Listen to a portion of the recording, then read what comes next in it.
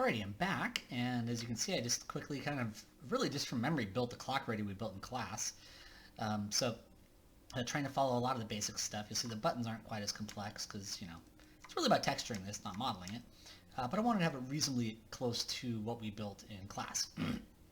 Of course, we go to Workspace, and we switch to UV editing, right? So we have our UV editing tools, and we can see, pretty messy UVs there.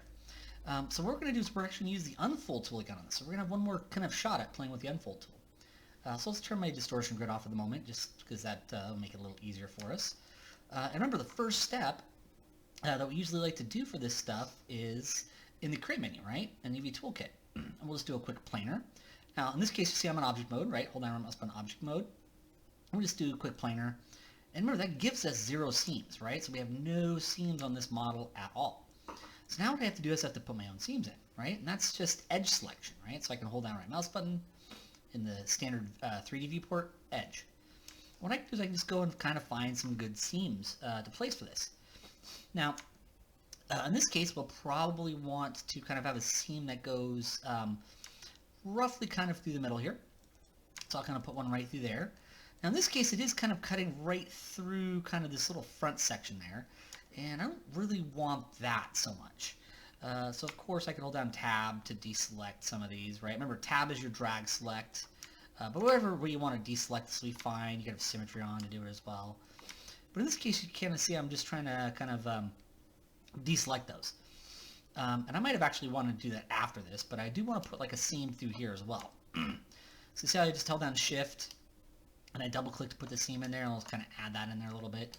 Because you always want the seams, particularly if you have multiple seams, you see how you want them to touch. So you can see how, like, before that seam didn't have anything there, right? There was kind of a gap between there.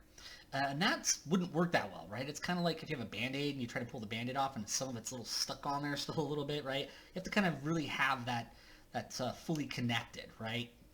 Otherwise, it's still going to be connected a little bit. So in this case, these seams really have to touch. So there's a seam kind of going through all the way through the back there. There's a seam, and that'll kind of split this top part into its own shell, this bottom part into its own shell.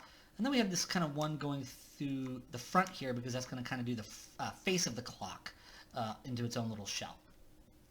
So remember, it's just planar because that gives you 0 seams. And then, of course, we select the seams, which are just edge loops. And you can see these edge loops right here will work pretty well for our clock radio.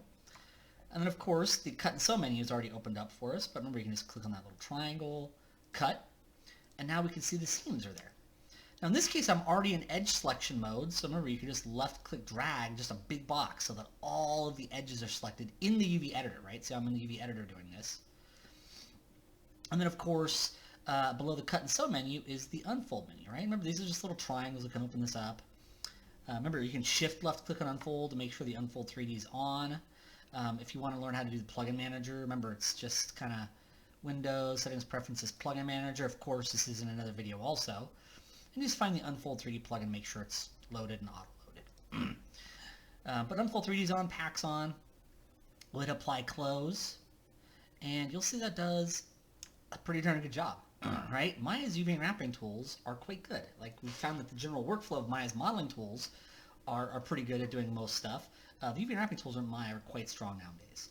Now, you might want to do a quick little kind of layout really quick one more time just to maybe see if you can get it to, because you can kind of see this front face right here.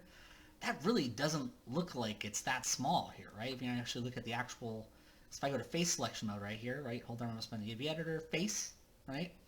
If I double click, you notice how you can select shells just by double clicking on faces, just like if you were to select connected in the regular viewport. So if you're just in face selection mode, remember, hold down right mouse button, face, in your UV editor, you just double click on faces to select the shells, right? Those are kind of like they're like UV objects. You'll notice that this front face really should be bigger, right? This is actually relative to this should be bigger. So you could always scale it up manually, but remember, if you just go back to object mode, right? Hold down right mouse button, object mode. Remember, a couple below unfold is that arrange layout menu, right? You can kind of click on that arrange layout one down here. See arrange layout? And there's layout here. Now we can shift left click on layout. And we can see that I picked Legacy. I tend to like Legacy. I usually love Unfold 3D. I'll use that for most stuff, but I kind of like being able to kind of tell it to be world. Technically, you do it with Unfold 3D, but I just have tended to kind of prefer legacy to layout. But it's set to non-overlapping, so they won't overlap, and it'll scale these to worlds so that they'll match, like we talked about in the last video, they'll match the actual proper size that it is on the model itself. So we should see when we run this layout, this part right here, which is right there, you can see where my cursor's at, that's the front, the clock face. That should be bigger. You see how it got a little bit bigger? So layout can be kind of a cool little extra little bit, right, to just kind of pack a little better. And of course we turn distortion grid on and make sure everything's distortion grid low. One of the things you want to make sure of is that there's only one checkerboard, right? You notice how you're only seeing one checkerboard here. If I was to say go to face mode, right, hold down right mouse button face, and double click on this select connected, I could hit W to move, and you see how if I move just some of these UVs out into the other quadrant, it creates a whole other quadrant. When we take that in the mudbox later on, it's going to try to create a texture just for that little section. So it's really important that the room is the exemption on this, but for the desk, the chair, the bed, the end table, the clock, that all the UVs are in one quadrant. Technically, these other quadrants can be used in production pipelines. It's called UDIM, U-dimensional.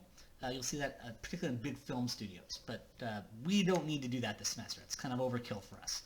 But if I wanted to, I could rotate this clock radio if I wanted to give it a little bit more of the UVs.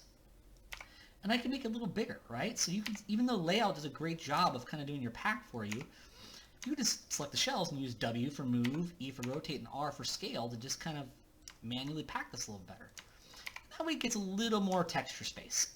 In this case, though, when you look at the checkerboard distribution, they still look pretty uniform, right? They still look like they're not getting too much, right? If I was to select that shell again, remember that's just face selection mode, double click on a face to select connected. If I just scale it up really huge, you notice how that, you're seeing a lot more checkerboard. That's too much Texel space, right? That's Texel is short for texture element. And generally you want your Texel space to be relatively even matched. It depends on what you're doing, but you don't want them to be radically different, right?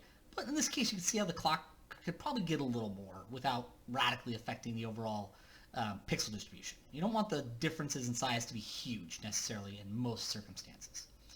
So that can give us the ability to repack a little bit more, and that would be the clock radio, and it's just a great way to kind of practice our unfold tools again, because we do need to do some cool things on our clock radio for texturing.